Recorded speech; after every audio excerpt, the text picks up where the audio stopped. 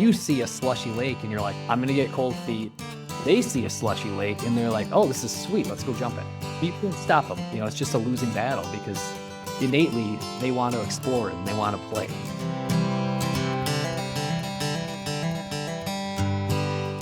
Welcome to Big Red Canoe, the podcast from Friends of the Boundary Waters Wilderness, where we introduce you to captivating people and intriguing stories from America's treasured wilderness.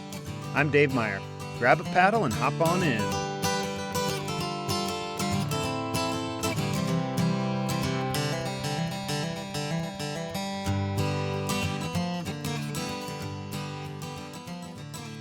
All right, so we're here today to talk about outdoor adventures with the family, and today we're joined by Anthony Quill, who's a father and aspiring adventurer who, with his wife Kristen and their two children, Henrik and Betty, has made a big life shift from living internationally to embracing local pleasures of family camping here in Minnesota. And they've been sharing this growing love and meeting like-minded people by embracing the outdoor community and through writing for publications like Boundary Waters Journal, Paddle and Portage, and on their blog from tenttotake-off.com. So Anthony, thank you, and welcome to the Big Red Canoe Show. Thanks, Dave. Thanks for having me. It's cold out today. It's probably like below zero with wind chill. So I've got my hot drink here. I just wanted to kind of ask about your kids. What's your background with them in the outdoors, and what have your camping experiences been thus far? Yeah. So we have two kids. Henrik's the oldest. He's 10 and Betty is 8. And kind of as you mentioned before, when Henrik was 2 months old, we moved overseas. We lived in Malta, which is a little island off the coast of Italy. Betty was born there. And so we didn't move back home to Minnesota until Henrik must have been 5 and Betty was 3. So their lives have been bifurcated into two very different experiences. But both involved a lot of time outdoors. In Malta, not so much camping. We tried it a couple of times, but there's not really much for public land or anything like that. But as soon as we came back, we came back in May of 2019. In June, we were in the Boundary Waters. My wife and I both grew up doing that. I did it in the Boy Scouts. My wife did it because her family did. They were from Tower originally and just loved being up there. So we took our first trip, and I remember we had none of the right gear. I mean, we had the right gear, no good gear, I guess is a better way of saying it. We had a old borrowed Grumman canoe that weighed, way more than both kids combined. They're actually Minneapolis Portage packs that my dad found in a dumpster one day. I haven't even heard of those. They look just like a Duluth pack. I don't know the backstory on them. Ours had been, they had holes in them. They'd been chewed by rodents before. And so we piled the 4 of us into that old canoe and went on our first trip. And ever since then, it's been at least one big Boundary Waters trip a year, 1 or 2 small ones, maybe shoulder season trips, and then a lot of like state park camping. So like Bearhead Lake State Park has great canoe insights. Savannah Portage has a really nice canoe insight. It's one of our favorites in kind of the whole system that we've explored. And so we've just tried to make it a habit of getting outside with the kids. And for us, camping is really like backpack camping. So we don't car camp much. It's really, it's got to be hiking or canoeing for that adventure piece. And I always like to say this with a caveat because, I talk like that and then people think that we have some very unique lifestyle that enables us to spend this time outdoors. And the truth is we are about as normal as it can be. I have a full-time job. My wife is an elementary school teacher. Our kids are overscheduled like every other kid on the planet with too many activities, too many friends, too many sports. And we just have decided as a family that this is something that's important to us and that we're going to, put in that effort to be able to do. Yeah, well, it's cool that you kept the momentum going coming back from overseas. And then I think, I have a couple of kids too that have kind of grown into Boundary Waters trips. And I think, state park camping is a great way to kind of get started. You're a little bit closer to home, or you can be, and you can kind of just try a few things out, kind of get them used to the concept. And then, before you know it, you can even camp on the edge of the Boundary Waters and then paddle in, or like you said, backpack in. I think that's another great step, and then just kind of take some gradual steps to get into Boundary Waters camping. And then it sounds like you're taking steps now to go winter camping, which is, a pretty big step for a lot of people. So how did you get turned on to winter camping, and kind of how far have you gotten with that set of adventures? Yeah, so I think you framed it right. I wouldn't call us winter campers yet, but we are taking steps in that direction. We have a goal and a love of it that we're trying to build those skills. So, if you compare and contrast Boundary Waters, if you said, "Hey, we're going on a trip on Sunday, it's going to be 10 days," we'd be ready by tomorrow morning. Our packing list is tight. We know exactly what we're going to bring. We can pack the food for a 10-day trip without even thinking about it. It's just taped to the lid of our bear barrel. Like, it's that we still have a lot to learn, but we have that pretty down. Well, the winter camping is a completely different set of challenges, and I think we worked out enough of them to be able to have a couple nights out there with young kids, but probably not enough yet to pull a toboggan for a week in the Boundary Waters. Okay. But it all started kind of randomly. I met a guy named Scott Oath that runs a blog and guiding service called Bold Moose Patrol. It's from the Twin Cities, and we were talking about Boundary Waters and canoeing and all this other stuff that we love. And he said, you should come to the Winter Camping Symposium. And I was like, what is that? It had never crossed our minds that we would want to go winter camping. Like, it just was not something that was on our bingo card. And so I said, okay, like, what's it like? And he's like, just show up. You can rent a cabin if you want. And that was it. And so he just sensed something in you that you might be a game for this kind of thing. Yeah, I don't know if it was like, there was like sucker stamped on the forehead or something. He must have known that we would take him up on his offer. And so we went up. It's held every year, either MEA weekend or one of the weekends around it, at the Camp Miller YMCA camp on Sturgeon Lake. And it is a group of some really fun people that love getting out in the winter. And so our first year there, we stayed in one of the YMCA cabins. We didn't have anywhere near the type of equipment, even for that part of October to be comfortable. And we just had a blast. There are a bunch of families there, and we can get into this more, but we've been working hard with some of the leaders of the group to really attract more families to the event. But our kids have made lifelong friends there. It's one of our favorite events of the year that we go to. We now have gear. We have a hot tent, and we have proper sleeping bags and, all that. But we've learned most of what we know, at least enough to get out there through that group, which was just incredible. So you went to the Winter Camping Symposium, and then did you just come back and get right into a hot tent, or how did that go? Yeah, so I tend to shoot first, think second. My wife likes to slow down and plan, and we kind of talked we should look at getting a hot tent. And she was like, yeah, maybe let's talk about it. And then I just came home and, risked our marriage and ordered one from Snow Trekker Tents, which is a local provider. They're based out of Wisconsin, but they make, I think, some of the best canvas wall tents for pulling a toboggan, for actually going out into the wilderness. You can buy those traditional guide tents that you'd see in Alaska or Montana. And we actually have one in the backyard that we can talk about, but those are heavy, and that whole thing weighs 400 pounds probably, where a Snow Trekker fits in a little bag.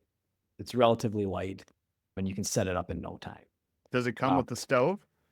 You buy one with it. Yeah. Yep. So it comes with a little stove, and it's super simple to start. And if you're willing to spend a little money on it, it's, I think, the easiest way to get into winter camping. You can go cold camping. I think that's great for adults. We're a big fan of if you're bringing your kids out. It has to be a positive experience. There can be hardship in there, and there can be lessons learned, but in the end, it has to be, uplifting. Otherwise, whether it's a 5-year-old or a 10-year-old, you're going to have a really hard time getting them back. And so the hot tenting is the way to go. And hot tenting just means that you've got a stove in the tent with you. You've got an external heat source. And with our kids, we've done some cold camping. Every year we build a big snow fort in the front yard. We dig it out outside of last year because we didn't have snow. And then we sleep in that. And so that there's no added heat, it's just body heat. And that's a lot of fun, but I wouldn't start there. Oh, you wouldn't start by digging out the igloo in your yard? I mean, that's right. The house is right there, warm nearby. Yeah. I mean, How would you get started? I mean, a lot of people have struggled to take their kids camping in the summer, and it sounds like you kind of went it alone by getting the tent for a minute. How'd you get them to do it in the winter? you know, I don't really know the answer to that question. Our kids have never really back on this kind of stuff. And I don't know why. I don't know if it's like unique to them, if it's just what they grew up with. I've always in my mind thought that there's a connection between parenting and, if you remember, like Plato's allegory of the cave, to get a little philosophical. There's a story of people sitting in a cave, they're looking at a wall, there's a light shined at it, and all they see are puppets. They're shadows from some guy making puppets. So I kind of think that's what parenting is. Like, your kids don't really know what normal is. They don't know, they haven't defined that yet. And you're like the puppet master back there, defining it for them. And out of maybe things we did intentionally, things we did unintentionally, genetics, who knows? They just haven't really pushed back on it. But we do ease into this stuff, So when you think about like how our boundary waters camping, like, yeah, we did do it right away when we came back. The plan for the first trip was just to base camp out of the first lake. So we're just going to paddle. The kids wanted to stay on an island, and turns out that all the sites were full. We had to actually go in pretty far to find a good site. And then every year from that, we've gotten in the same entry point, and we just expand the trip. So we add days to the trip, or we add distance to the trip, so that you're not like, it's not shocking the kids so much. And with the winter camping, we did the same thing. When we got that tent, we set it up in the backyard, and we didn't take it down all year. And the kind of first adventures we had, we just hung out in it. So we'd light up the fire, we'd go down there and we'd play cards. Or we'd have some friends over and have a little happy hour. We'd make popcorn on the stove or hot chocolate or something, like just little bits and pieces, an hour or two long, just to get them used to it. The kids can play outside. There's a hill by it. They can sled, and then they can come and warm up. And we've been easing them into this idea of what would be more like true winter camping, of spending multiple nights out away from home in a hot tent. But that's taken us 3 years to get there. We started this 3 years ago. All right. So the tent's kind of furniture, or then kind of an extra room, and then, it's up all winter. That's interesting. I like that. That's a good approach. I mean, you've got it. Hopefully there's not too much wear and tear happening on it. And so what did you learn once you first started doing this? What worked, what didn't, and kind of how did you progress out of the backyard?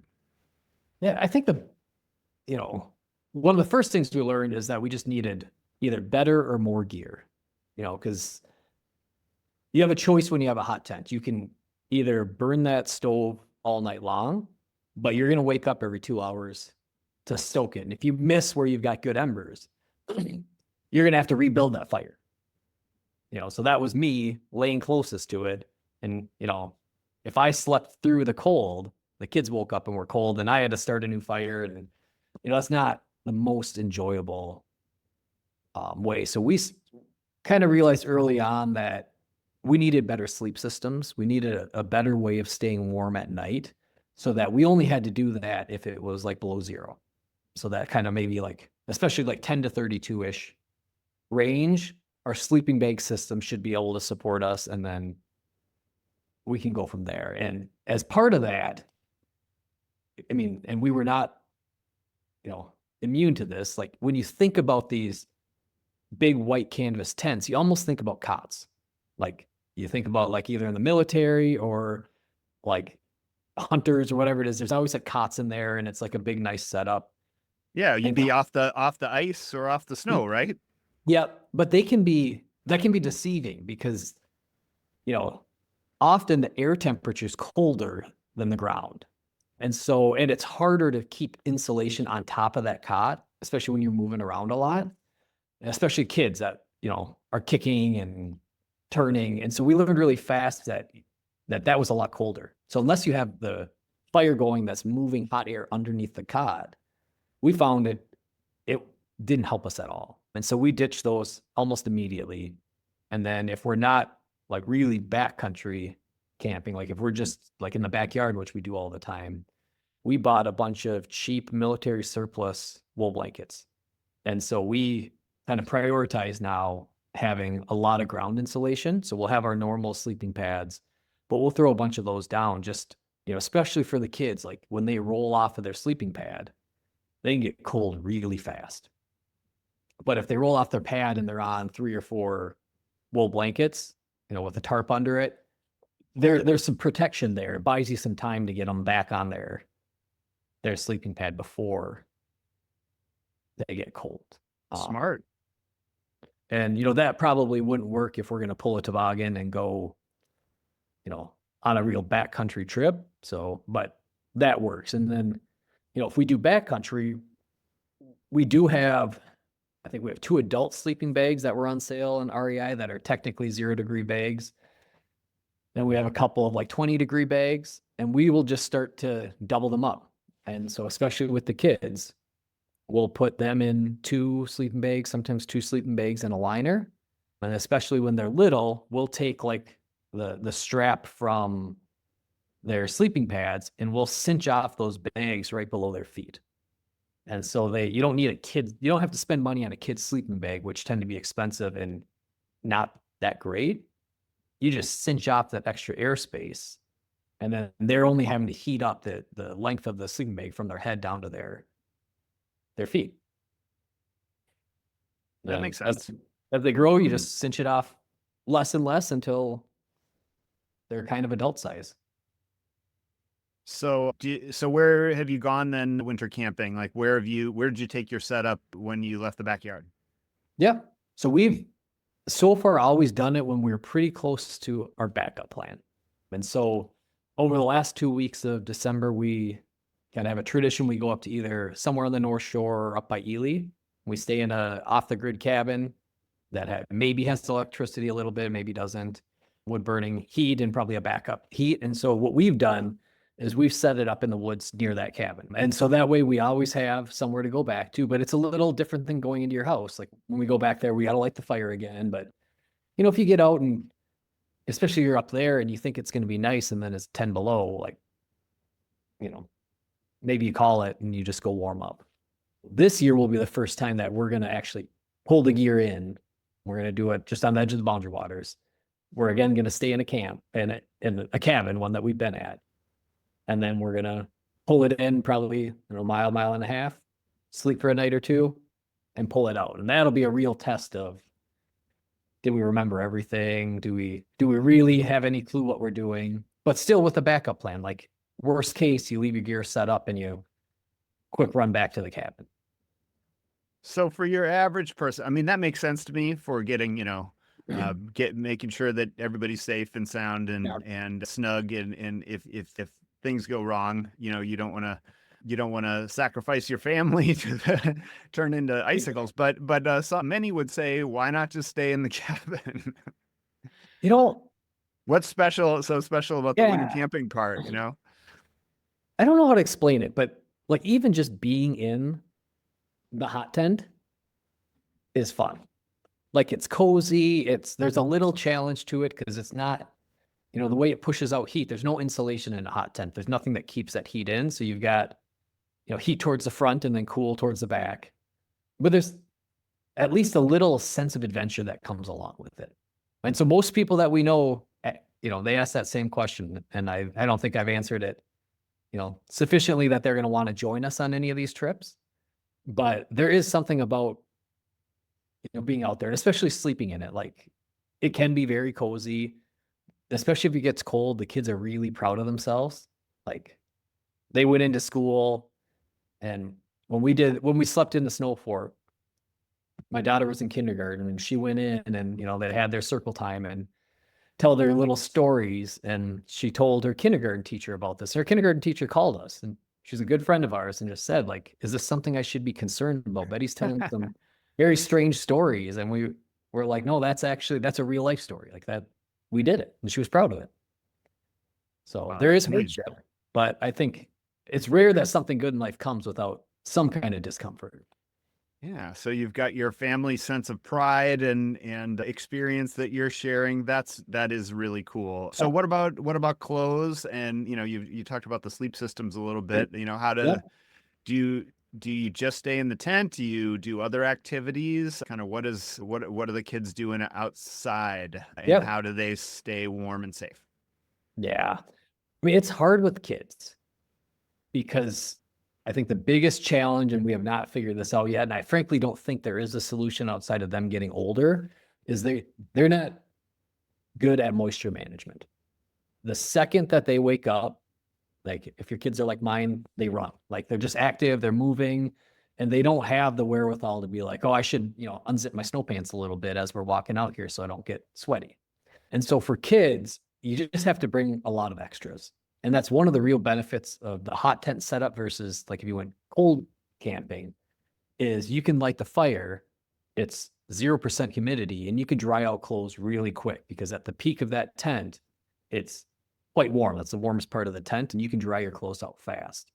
So for them, we still pay a lot of attention to layering and I'll touch on that in a second, but we pay more attention just making sure we've got multiple sets of everything so that even during the same day, if they get it wet, it's not a big deal. And if you're out on lakes, you can have that slush layer on a lake that, kids can churn through warm boots really fast. So having, a spare or even a third pair is well worth however you're getting it out to your camping spot. And so when we dress them, they'll have a layer of long johns on. They'll have another insulative layer. For them, it's like sweatpants and a sweatshirt, non-cotton, so some kind of synthetic.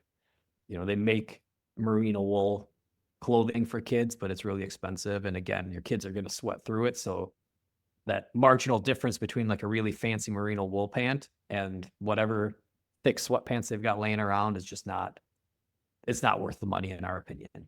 Mhm. Uh, then they'll have their, on top again, they'll probably have another layer, like an insulative layer on top of that.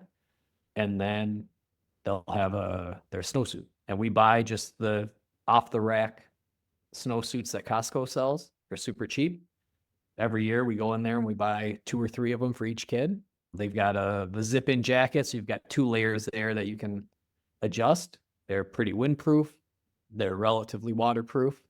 And again, they're super cheap. So you can pack a bunch of them and then a couple pair of boots. And we do wool socks for them. Often we just throw a pair of ours on because you just pull them up tight and you don't have to get, fancy kids wool socks. And we've tried a bunch of different boots. The ones that they like the most now are the bog boots, but not just the neoprene versions, but they actually have an insulated boot inside of them. And we just buy a couple of those, usually used off the Facebook Marketplace, and bring it along. Then lots of gloves because they get wet, lots of hats. And then for adults, we take a more traditional approach where the clothes I'm wearing are the only clothes I have. I might have a different set for sleeping, which we all have, so they're always dry. But, I cut weight on the trip, whether it's summer or winter, by me not being able to change my stinky clothes so that the kids can have lots of options. Okay. And when So we're out there, you have to cut short your snow angel time and in the exactly. slush. I have to pay attention where I'm walking. Like, Yeah. back in the kids in moisture management, like they just don't care. And so, you see a slushy lake and you're like, this is a problem. I'm going to get cold feet. It's going to be bad. They see a slushy lake and they're like, oh, this is sweet. Let's go jump in it. Yeah. And you can't stop them. Like you can yell at them, you can scold them. It's just a losing battle because innately they want to explore it and they want to play. So I think just coming to terms with that and then bringing the right gear is pretty important. And we don't sit in the tent much. When it's light out, which is shorter in the winter, we'll go in to eat or we'll go in, just to warm up or to switch out to some dry gear or something like that. But we're usually going out snowshoeing or, we've brought ice fishing gear along before. So we'll try a little ice fishing or we'll build a fire outside. So that's a really fun thing to do is you can just build a giant fire, even right on the lake ice once it's thick. And, for you as an adult, that's a pretty boring thing. But if you're a 6-year-old kid, it's pretty awesome. So you kind of thrown up your hands as far as, trying to get the kids to, stay completely dry all the time and just for the sake of fun. But are there any other safety issues that you do impress upon with them? Do you have a conversation? Like what does come up in your guidelines for the kids themselves? Yep. So we talk a lot about, especially when it's cold, about like exposed skin. So they always have like some kind of face covering, and if we think it's going to be windy, whether we're winter camping or we're just out sledding or something, we'll bring like snow goggles or something. Just if it's 10 degrees out and it's windy, not to have that potential for frostbite. We talk about like having them recognize that cold's coming on with fingers and toes, and to tell us before it's too late. Before you've got to unthaw them, and kids are crying and it's uncomfortable. I Yeah. don't think kids aren't there yet they don't recognize it until it's too late. It's like when you take them out swimming, their teeth will be chattering and then they'll tell you they're still warm. And it's like, that it's not true, but they're having too much fun. They don't see it. And we talk a lot about ice safety. So we're pretty conservative about being on the ice. We check it. We bring a probe or something to knock as we're walking. We have them spread out and stay to the shore and try to do our best to help them understand that that's the real danger. There is falling through the ice can be a game changer, and just because the ice is 2 foot thick in one part of the lake does not mean it's necessarily uniform across the lake. If there's a moving water coming in and you don't see it because everything's covered in snow, it could be really thin by that moving water. Yeah. How do you check ice thickness if there's snow on top? So if we have ice fishing gear, we've popped holes just so we can actually see it. Mm-hmm. We're up in Ely, we'll talk to bait shops or whoever's around just to get a feel for how uniform ice thickness is, or if we're going to a lake, if there's any parts of the lake on the map that we should stay away from.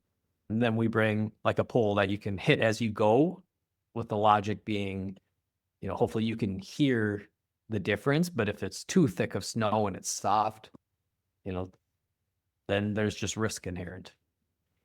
Yep. Have you ever gotten any trouble or any close calls?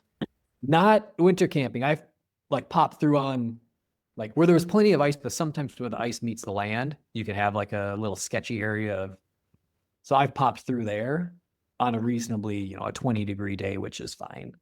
But thankfully we haven't had any real wintertime adventures, winter camping or we're out snowshoeing or anything yet. And we are really cautious. We're not, we aren't out on the ice yet.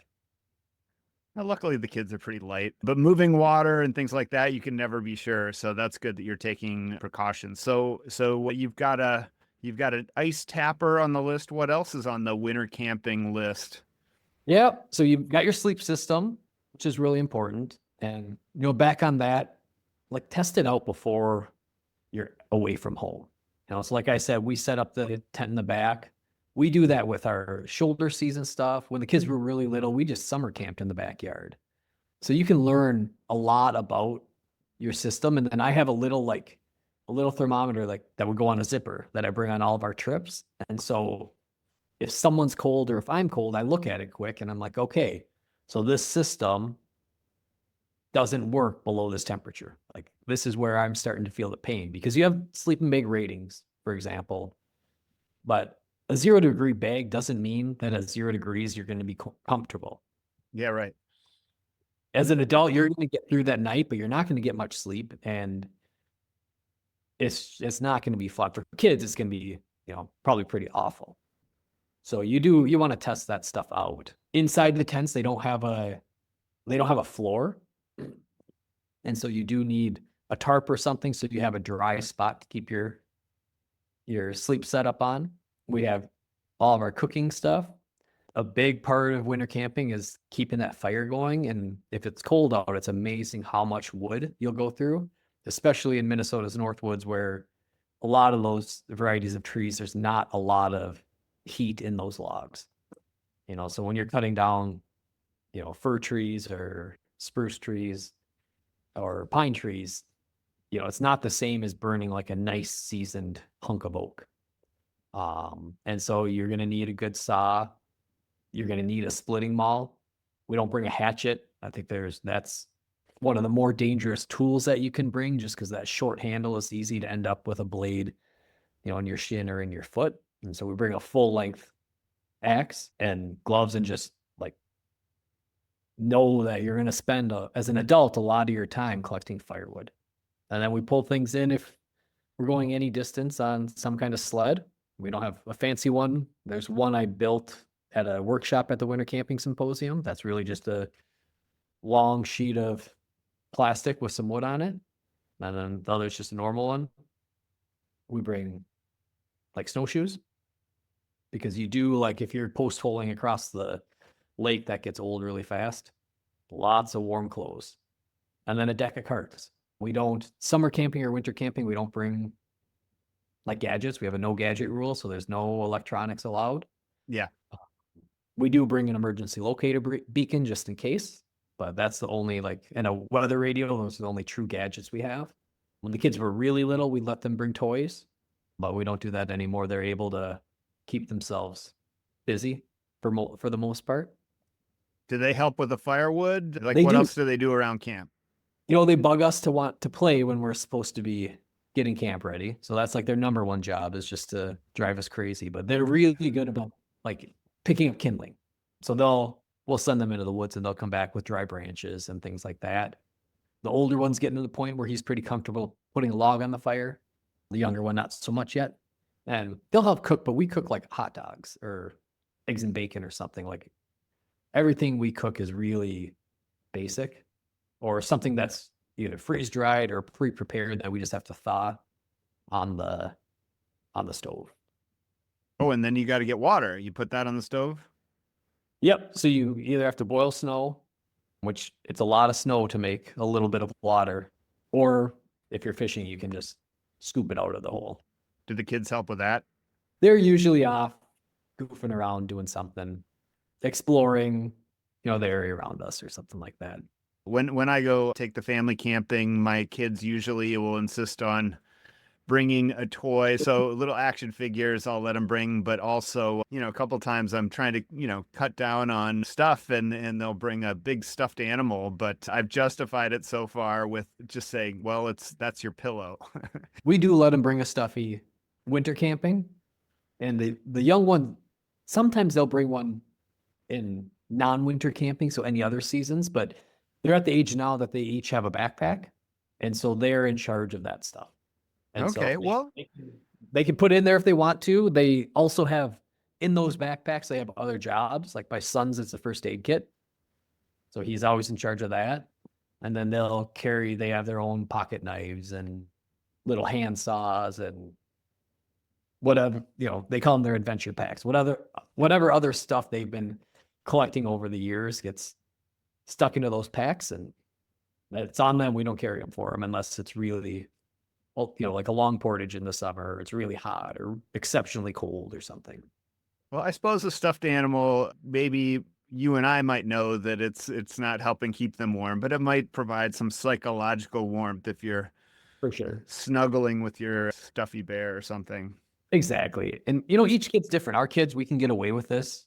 Some kids, they might need other stuff. And I think the main goal is you want it to be a win. Like, you want them to feel successful. You want them to be excited. You want it to be like a generally positive experience. You can have some hardship in the middle, but you want it to end with them wanting to come back. So what about going to the bathroom? I know that in the summer, the pit toilets in the Boundary Waters can be a little bit sketchy for kids and certainly some adults too. Yeah. What are any special strategies for winter, or is it a little more wide open or what? You have two benefits in the winter. Like, if you're camping near a Boundary Waters campsite or at a state park, you have no mosquitoes, which is one of the reasons or black flies. That's one of the reasons people hate pit toilets, and others because they stink. But if you shovel them off, you're trading stinking bugs for a freezing cold toilet seat. So they're like, I think that's still a better trade, and it probably go along a little bit. But your other options are you bring a bucket, if you aren't anywhere or you go in the woods, which I think the bucket's a 5-gallon bucket with a little top is a much better idea than, having your kids pee in their snowsuit in the woods. Well, yeah. Also, in the middle of the night, I suppose you wouldn't want to have to Exactly. all that. Yep. Yeah. So you can keep that right outside the door. And I think that's most people's go-to. And, we've so far kept our trips pretty short. So there's a lot of number ones happening. They're pretty successful about having to prevent number twos until they get back to wherever our source of like true warmth and comfort is. As they get older, they're going to lose that privilege. So probably next year, we'll do what we did in the summer, and each year we're going to expand this trip, and they'll hit a point where they're going to have to take advantage of whatever system we have. But so far, they've been able to get away without it. So you said trips have been pretty short. Have you ever had to cut a trip even shorter because of cold, discomfort, things like that?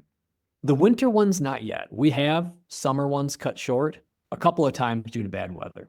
And one of them it must have been like the last issue or 2 issues ago of Paddle and Portage, we wrote about it. It was a big storm that came through. In the winter, not yet, but again, like winter camping's harder. So, with summer camping, our first leg in was a true camping experience, where winter camping, it took us 3 years of playing around before we were doing anything beyond just sleeping in the backyard. So we haven't added that length. We did last year.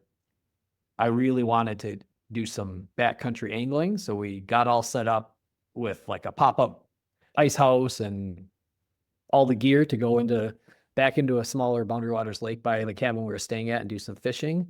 And that we turned around on because must have been 2 years ago.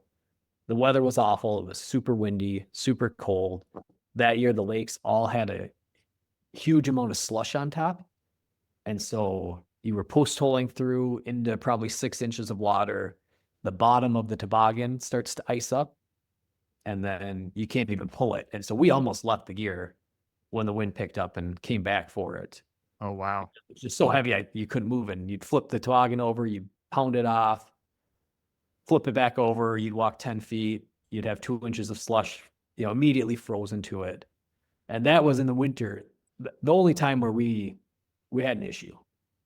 Well, you hate to do it, but I think, you usually, when it's time to call it. Like if you're just going to be miserable, there's not any point. And then, just live to fight another day and make sure you come back.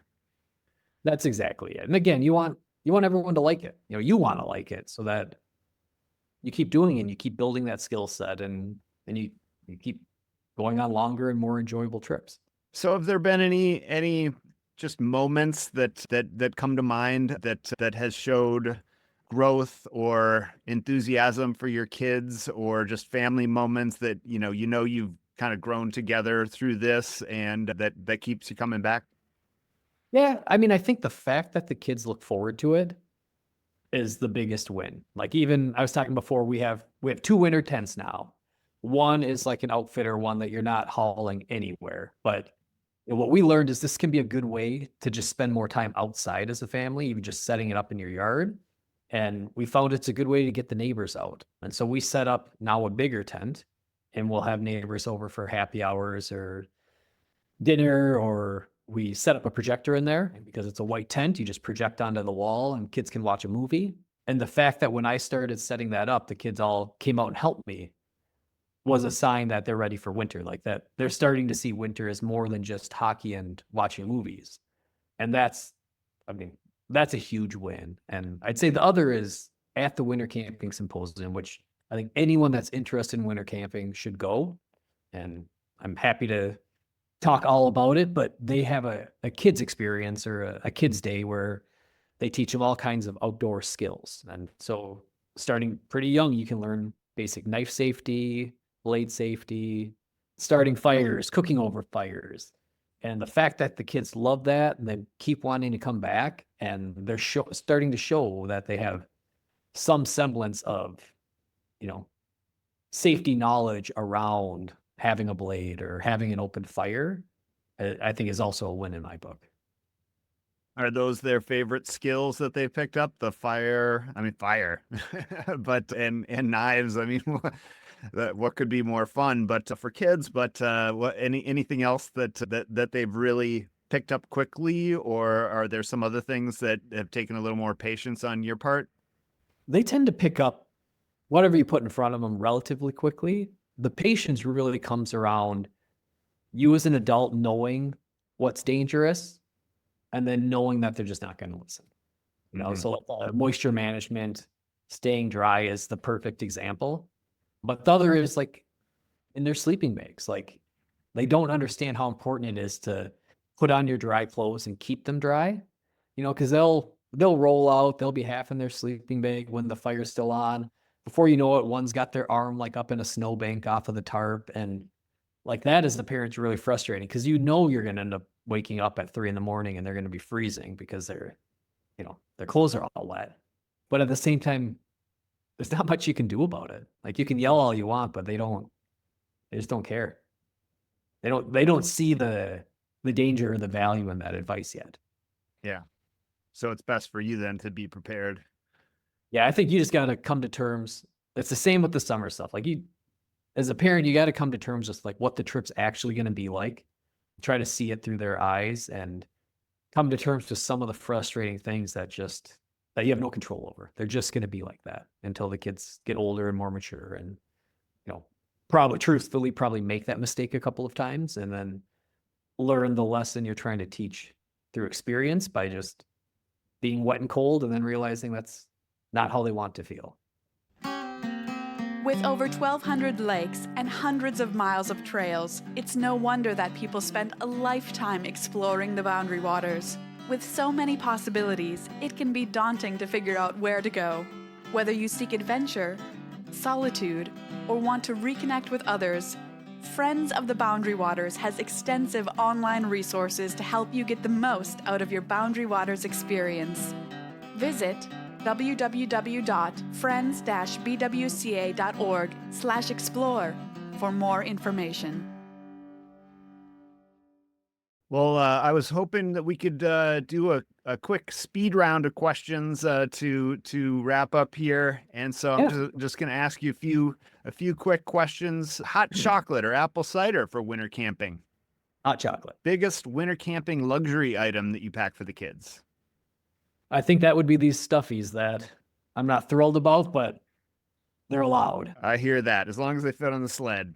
Exactly. Most surprising thing your kids have learned to love about winter camping?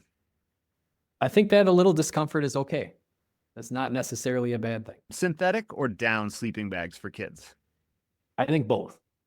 Having a down sleeping bag, putting a synthetic around it can be a pretty powerful combination. Okay. So for the 2 sleeping bag system, 1 of each? Yep. I think 1 of each works and it gives you some flexibility, and that down one packs down really small. So you've got more flexibility in how much space you're going to take up. What's your best winter camping snack? Ooh. No, we bring a lot of beef jerky. That's what I was going to say, but is that just kind of too hard in the cold? You do got to warm it up or like put it in your jacket or something. But I mean, we bring a lot of candy and, we do not eat healthy on any of our camping trips. We're all about convenience, but I like beef jerky if your kids will eat it because it's got protein. It's got a bunch of fat in it. So especially if you're in the wind, out in the cold, that tends to create a little more heat in their bodies than just, pounding Jolly Ranchers. But you got to keep it warm. So armpit jerky. Exactly. That's exactly it. Yep. Yeah. Stick it in there like the pockets of their sweatshirt or something. Favorite winter camping game? We do a lot of card games. And so that the specific game has changed every year as the kids get older and can handle more complexity. What's the latest? We're doing a lot of Go Fish, but now you have to get all 4, where for a lot of years they couldn't hold that many cards in their hands. And so you only had to get pairs of 2. So that's been a big change in our nighttime activities. What's your most essential piece of kids' winter gear? Multiple boots. Coldest temperature you've camped with kids? It was 10 degrees out when I woke up to stoke the fire. You're going to notice that. Yeah, it was pretty cold. That was before we had even the basics that we've learned. So we had cots, not good sleep systems. So we learned our lesson. Hand warmers, yes or no? Yes. And foot warmers. They're an easy way for the kids. Like even if their boots get a little wet, if you got those foot warmers stuck to the bottom of their sock, that can go a long way. Just for morale. Exactly. Yep. Yep. You can take them away as they get older, but I think, when your kids are, say, under 12, especially if they're really little, like you just got to do whatever you can to keep them happy. And what's the first task you assign kids at winter camp? They got to go get kindling. So they got to go find some small branches so we can get a fire going. Okay, so if there's snow, do they just find them kind of like small dead branches on trees or what? Yep. Yep. Or they can dig around. We try to find, like standing dead trees can be a good source of dry timber. Birch bark, they know where to find that. So if they find a birch tree, even in the winter, there's usually some that's blown off and sitting in the snow. Well, Anthony, this has been great. I've really enjoyed hearing you talk about this as somebody who it's been a long time since I've winter camped. I'm wondering if we can kind of start branching out into this year ourselves. So I'm going to take your advice that we talked about before and take the snowblower in the backyard and make a big pile of snow and see if we can dig it out and turn it into something and go from there. Are there any other resources or anything that you would recommend for people who are interested in getting into winter camping or people who want to camp with kids? Yeah, I mean, you're welcome to check out our website or social media. We have not been as active on it. I have to admit, recently, just life got complicated and busy, but we're from tent2takeoff.com and from tent to takeoff on Instagram and Facebook. If you really want to get into winter camping, I think that the Winter Camping Symposium is where you need to start. And part of that is selfish. Like there's a strong effort trying to introduce new families and young kids to outdoor winter activities, including winter camping. And part of that is if you go to the Winter Camping Symposium, you'll see a big spread in ages, but it's really weighted towards an older crowd. And that every year is changing, but it's the same with canoe camping. Like if you don't get families involved, eventually, these sports die or they lose a lot of their luster. And then a lot of the service providers, whether it be outfitters or gear makers, they all start to struggle. So if you have a vibrant community, lots of young families out there, I think it's good for everyone. And though that's where the experts are. They have courses on anything you can think of. They have guest speakers that are just amazing. And it would be really hard to leave a weekend at the Winter Camping Symposium and not want to try it. All right. Well, we'll have to meet you up there next year. And anybody who's listening, we hope to see you too. And I really hope that there's some families out there that want to give it a try, and they're welcome to shoot us a message and we can answer any questions that we're able to or point people towards, folks in the community that might have a better answer. Well, thank you so much for appearing on the podcast, Anthony Quill, and good luck with your trip. All right, we have a quick update here. A couple weeks have passed since Anthony and I recorded this interview, and he and his family have now headed up for a New Year's winter trip to the edge of the Boundary Waters. They just returned from their dog sledding and fishing adventures and are going to invite us into their cabin to hear about it. It's Kristen, Anthony, Henrik, who's age 10, and Betty, who's age 8, right? That's correct. You've been winter camping before. Kids, what was hardest about this trip? Getting to the bathroom. Going to the bathroom, yeah. Yeah. So what different activities did you do on this trip? Sledding, fishing, hike. We went sledding. We went a little bit of grouse hunting during the last days of the season. Today we went into the Boundary Waters just for a hike, and we did the Lake One entry points. And we saw a ton of prints, but the one that most surprised us was an otter. You saw an otter? The prince of an otter. This We Oh, saw the prince. You saw the Yeah. prince Yeah. of the otter. But Wow. we tracked the prints for like a lake, like over one of the lakes, through a portage to another lake. So it was pretty fun to see. What other tracks did we see today? Wolves. We also saw wolves. We saw wolf tracks and saw wolves today from our Yeah. car. Thankfully. What other kinds of tracks did we see on the portage? Grouse Yeah. Bunny. Yep. and bunny. We saw 3 grouse when we were done with the portage. Yeah. Oh, There we saw the actual birds were there. They're starting to get pretty good at noticing tracks, but this was the first time for any of us to see the otter belly slides, their little paws, which is pretty funny to look across the lake and just see all those slides. How do you think they stay warm in the winter? How do you think they survive? We saw one that was using an old beaver lodge as its house. Oh, like a hermit crab kind of a situation, but with an otter. That's at least what we think. There was a lot of activity going into the old lodge. So, and our theory was that it had been commandeered as something, maybe a house, maybe a hangout spot. We don't really know. That's probably what I would do if I were out there. I'd probably find a Right. beaver lodge to break into. Exactly.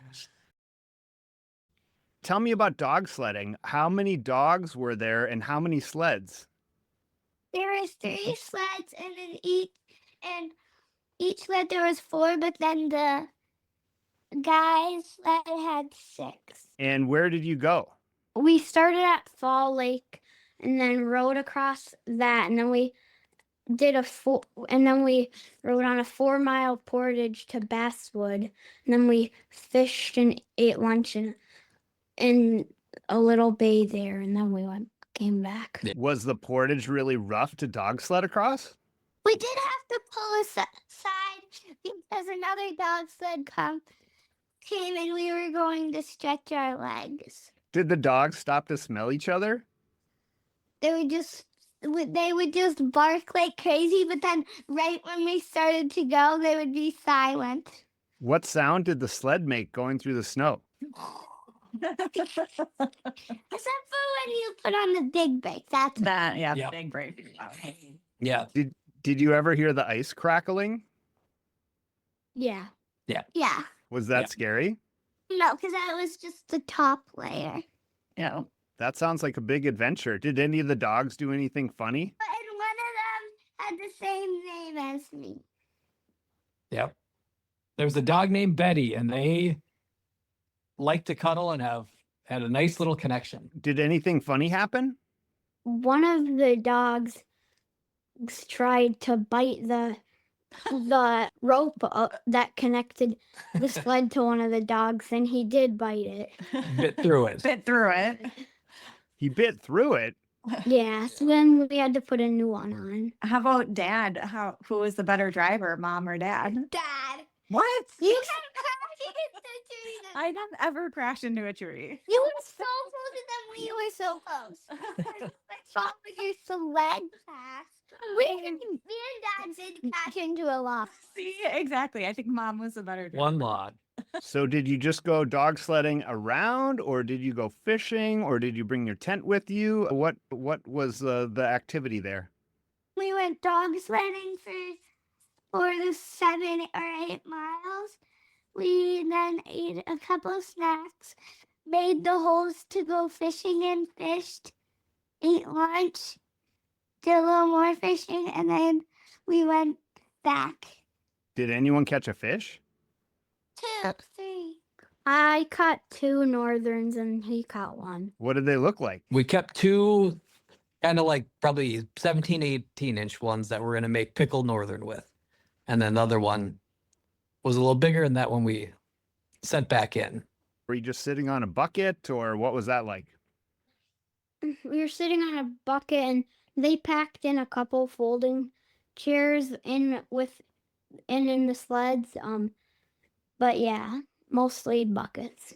So I've heard that it gets really quiet up there. Did you ever hear just nothing, or was it always kind of loud with the dogs barking and stuff?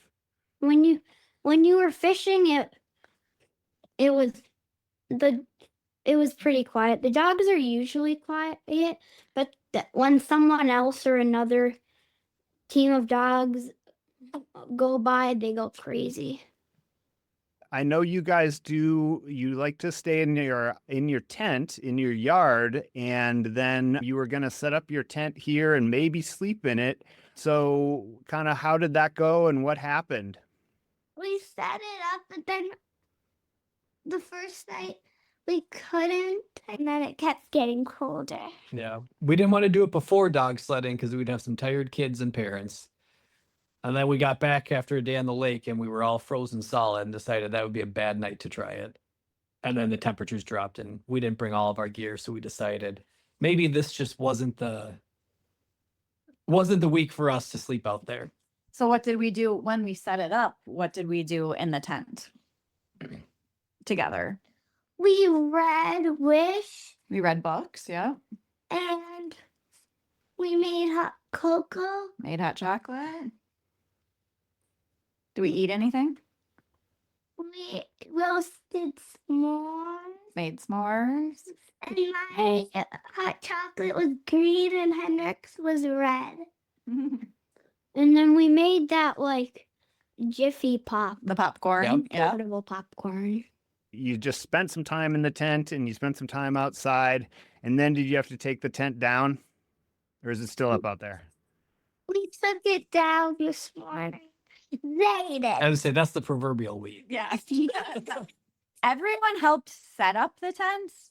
The adults took it down Yeah. this morning. The wind was pretty strong, so it was a Rough takedown. rough takedown. Did you lose anything? We did not lose anything or break anything, thankfully, but it was close. Still It was married? Yeah. It's frozen into the ground pretty good. Is that a typical challenge with winter camping that you've experienced in the hot tent? That is a challenge. And I think usually you've lit the stove before you take it down. So stuff kind of heats up, or we had just left it set up out there and didn't have a fire. And so everywhere where the stove was melts and then turns back to a block of ice and then it's all stuck.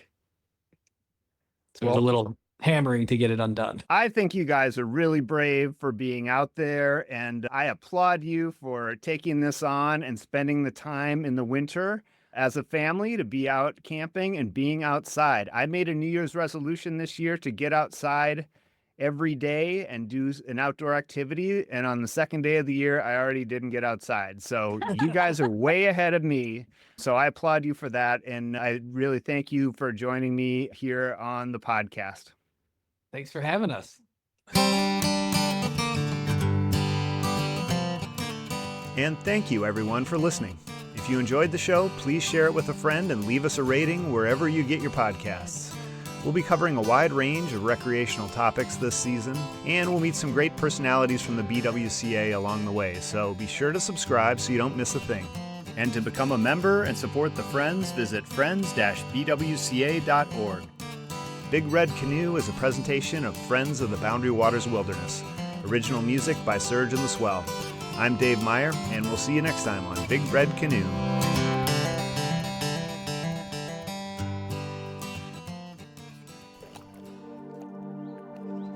No copper sulfide mine has ever operated without polluting the surrounding water sources.